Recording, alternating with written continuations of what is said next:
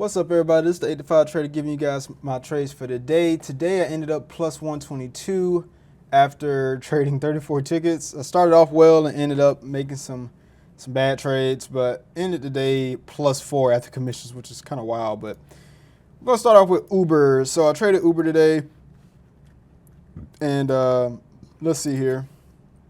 Uber, man, when I look at this, what the small, like, this is crazy.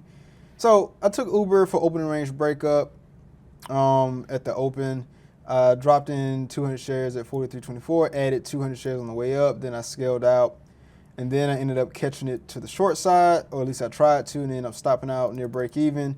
And then I tried to take it again to the short side, 300 shares, and I ended up missing this cover because I was trading Roku at the time. But this was like a $60-some trade, and I missed it. So I was pretty upset about that, but that's my fault for taking my eyes off Uber. But when you look at this, man, my trades in the grand scheme of things were nothing. Look at this, how this thing went up, I think like a whole point from here. Like, this is ridiculous. So when you look at this, all this dwarfs like this was just smooth price action, right? So I go to Roku. Roku was another one. Also, Roku just chopped around, so it didn't really do anything. So I went short on Roku, looking for a push down. It worked out, and then I ended up stopping out in a break even for the second push. Well, the pullback. So I went short here at the 20 moving average, looking for the move back down. I think I shorted 100 shares. I want to say I shorted 100, scaled out half here, and then I took the other half off at the start to come back up. But I was looking for the push below 103, and that's what I was looking for, and then it pushed back up. Then I took Roku to the long side, and I foolishly stopped out.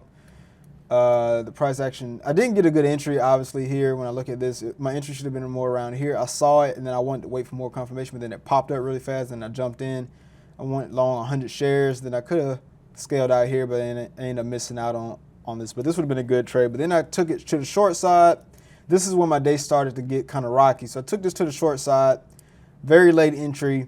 And then I foolishly added to my position because I felt like it was going to go down, right? This right here was showing bearish pressure. I was like, okay, this is going to go down. Then he had the 9 and the 20 above. But then VWAP here was what the holdup was. So I went short 100 shares, I want to say. No, 200 shares. And then I stopped out, took a nasty loss. Then I went short again, thinking, okay, it's going to reject off the 50. Then I stopped out again and took an L. And I was like, okay, this is a bunch of BS. So then I went short again. After we got the close, it didn't push up, and I was like, all right, it's going to reject.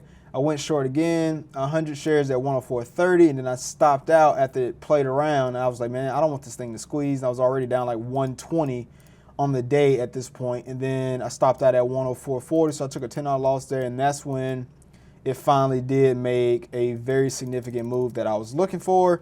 Was pretty upset about that. Then I took a short on MU. I missed all of this right here on MU. But I waited for the close below the 9 moving average and the 20 moving average on the 5 minute. I was like, okay, this thing's finally going to break down through the 50 moving average. Went short 400 shares, got the move I wanted previous day close, which is indicated by this dotted line, but I ended up getting it at 33.05. I just took everything off because I knew a squeeze was going to happen if it didn't break. And then I tried to take it again, but I missed this partial cover point right here. I was kind of upset about this 33.14, and I would have made like 20 or 30 bucks on that trade because I took 400 shares, missed out on that, stopped out near break even. But the thing is, I actually took that off prematurely because the reason being I was actually trading the Fiverr IPO at the open. I saw this move right here. I saw it forming an ABCD pattern. A, B, got in around C. As it was pushing up, I went long 100 shares, scaled out 4 times, and then I stopped out, and then I got back in. Right here, I went long 100 shares, and it got a quick pop up, scaled out twice, took off 50. No, I took off 25 right here. Wait, did I go long? Okay, no, I went long 100, took off 50 right here. No, I actually did a 2 partial. So I took off 50 shares twice here. No, I took off half here, so 50, and then another 25, and then I ended it with the last 25. But you can see right here, like, I saw it again right here, and I was going to take it, but at that point I was up $4 after my commissions. So 122 minus all the commissions, I ended up plus 4. And I just decided not to take it. But as you guys can see, like, it would have been a good idea to take this.